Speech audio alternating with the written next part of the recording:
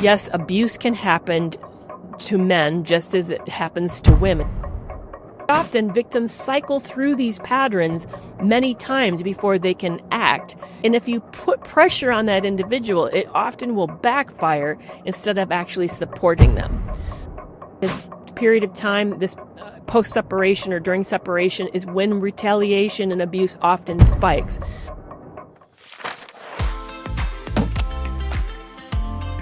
Welcome to Fan Mail, a space where I answer your real questions about toxic relationships, narcissistic abuse, and the long road to healing. A listener from Raleigh, North Carolina wrote in, "My son is in a toxic marriage with a narcissist. It's gotten worse over the last 6 years with her emotional abuse of her son. She also tries to alienate him and our grandchildren from us, another form of an emotional abuse. He says he's miserable and wants out, but I think he feels trapped because they have 3 young children. He goes back and forth about getting a divorce, but he just talks and doesn't take action. My question is, what's the best way we can support him when he tells us how badly she treats him and emotionally abuses him, but he stays in the marriage? He goes for counseling, but of course she doesn't. Because he's a man being abused by a woman, I think he feels a lot of shame, and he's physically and mentally exhausted." Yes, abuse can happen to men just as it happens to women. It's not an exclusive condition that just happens to women. And we do focus more often on the woman's experience and not so much of a man's. Recently, I have had an interview with a man that talks about the male experience. It was from Josh from the Derelict podcast, and he talked about the shame part of it, how it's seen as a weakness and that men don't like to be vulnerable like that. But the male victim does exist. And it's really not about a gender so much, but rather a pattern of control. And you're going to see the same type of tactics that get used against women get used against men, including gatekeeping, smearing, schedule sabotage, all sorts of manipulation, more passive-aggressive experiences and manipulation, which intensifies, unfortunately, when separation is discussed. So what this person's describing, what this mother is describing their son is experiencing is he's in the pre-contemplation period where he's debating, should he leave or should he not leave? And then we get into the more serious actually contemplating when we start to devise plans and consider the risks. Then comes the planning, and then we finally take action. And then after we take action, there is a lot of effort to maintaining the separation that we've somehow achieved. But often victims cycle through these patterns many times before they can act. And if you put pressure on that individual, it often will backfire instead of actually supporting them. So if you're observing this happening to someone that you love, the things that you can do that really will help is to consider it from one of several levels. Rate this person. At which stage are they at? Where are they in the planning? Are they just considering it? Are they actually becoming more intentional? Are they moving into the planning stage? Or are they actually trying to make the move? So if you're noticing that they're just in the stage of wondering about it, they're like maybe pre-contemplative, this is a stage in which you can offer emotional support. You can validate them by saying, I believe you. No one deserves to be abused. You can actually name how the abuse is costing them without shaming them. Like, I can see how exhausted you are. But be sure that during this phase, there is no pressure.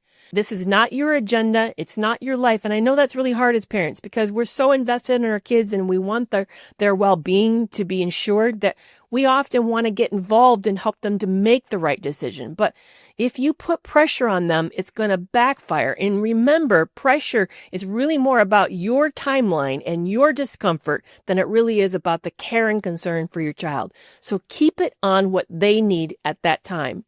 If you start to see them moving towards actually seriously contemplating this move, or maybe they're actually starting to plan it, what you can do is escalate your assistance to a level 2 type of assistance.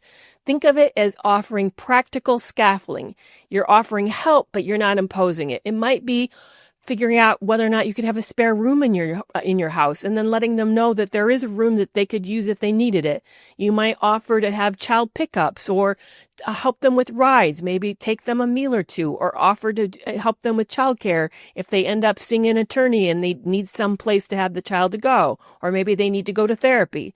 You also might help them think about creating a secure log, or maybe you keep a secure log where you're noting dates, incidences, missed exchanges, and threats that you're actually witnessing. Here's the key part. It can't be about what they're saying happens to them. It has to be something you're witnessing yourself. It can't be hearsay. Maybe you also get very savvy yourselves about technology hygiene, about how to have a new email or a safe phone, how to know that there's not some form of surveillance going on around this individual. And maybe you even might know somebody who you could help them. Maybe you can make an introduction to a high conflict family law attorney, or maybe you know a really good trauma-informed therapist. But again, this is offering quiet support without imposing the support. That's the key difference. Don't impose, offer it. And then level 3 is when they're actually doing the separation.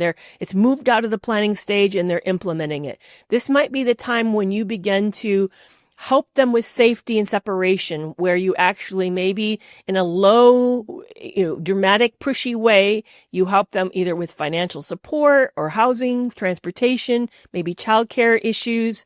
Maybe you offer, a greater support around helping them with the practical pieces where you're actually doing more childcare interventions. Maybe you're helping them collect the documentation that they may need. And also be aware that during this period of time, this post-separation or during separation is when retaliation and abuse often spikes.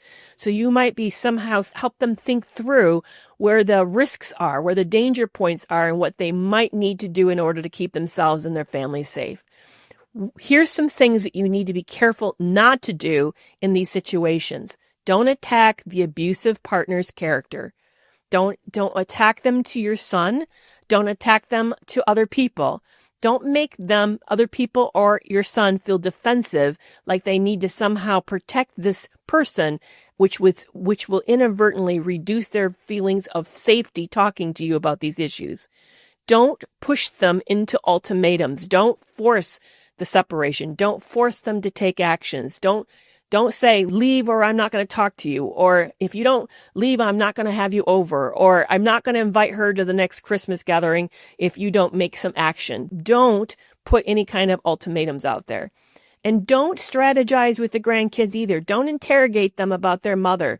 Don't do anything about weighing in with the grandkids that somehow could backfire and be used against your son or even against the kids.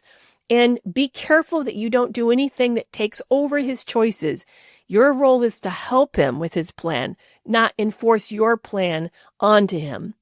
So I know this is a really tough thing, and you're right. There is a lot of stigma out there about male victim abuse.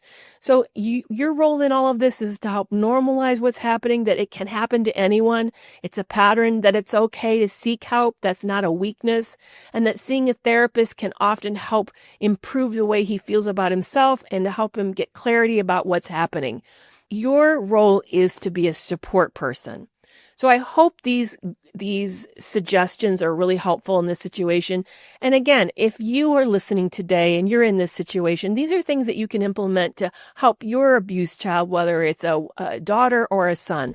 And if, as a listener, you have a question you'd like me to answer on air, please submit it to, maybe you put it into comments or send me an email. But you also can use the form that I've listed below in the show notes as a way to contact me with something that you'd like me to address on air.